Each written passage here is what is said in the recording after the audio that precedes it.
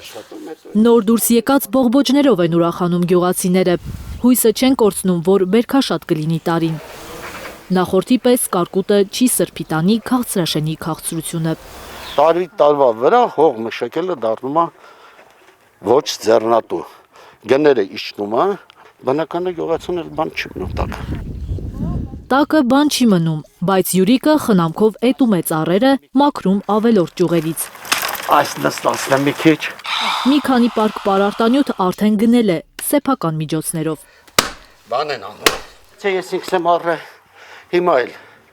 10 պարկ արդեն առել եմ։ Քաղցրաշենի հիմնական խնդիրը ոռոգումն է։ Դեղցանոցը պետք է գոնե 10-15 օրը մեկ մինիմում ջրվի, բայց պահալնում մինչև 1 ամիս մինչև։ 4-5 տարի առաջ ամեն ինչ նորմալ էր։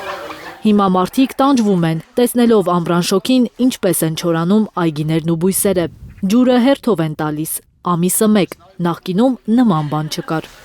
Գյուղացու դարդու ցավը լսողը սեփական այգու ծառերն են միայն։ Դժվարությունների հերթականությունը մի քանի տարի է նույնն է՝ վարկեր, երաշտ, կարկուտ, իսկ վերջում քաղցրաշենի քաղցր բերքը ջրի գնով տալիս են գնում։ Բոլորը համարյա, երևի գյուղում հատուկ են տներ կլինեն, որ վարկ չլինի, մանավանդ 14% տնաքանդություն այդ է։ Բանկերը վերցում են 0% կամ 2-3%, 14%, վեհետի նվազագույնը, բայց հետո եթում ես միջնորդավերջար եւ այլն, հաշվում ես 17-18%-ը։ Խեղճ գյուղացի, այդ ինչ է ծախելու։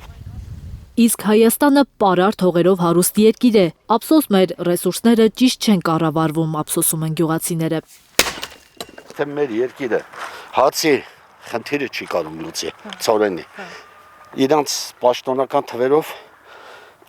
450,000 հեկտարը մշակում, թե այդքան չի մշակում։ Վարելահող այդքան չի մշակում, բայց գյոզալ հողը չկարնան պայման ստեղծեն, որ մշակեն, հետո էլ ծորեն թող Ղազախստանից 4-րդ կարգի բերեն, թող Ռուսաստանից բերեն, թող բերեն ու այստեղ հողերը թույթա վարի է թա։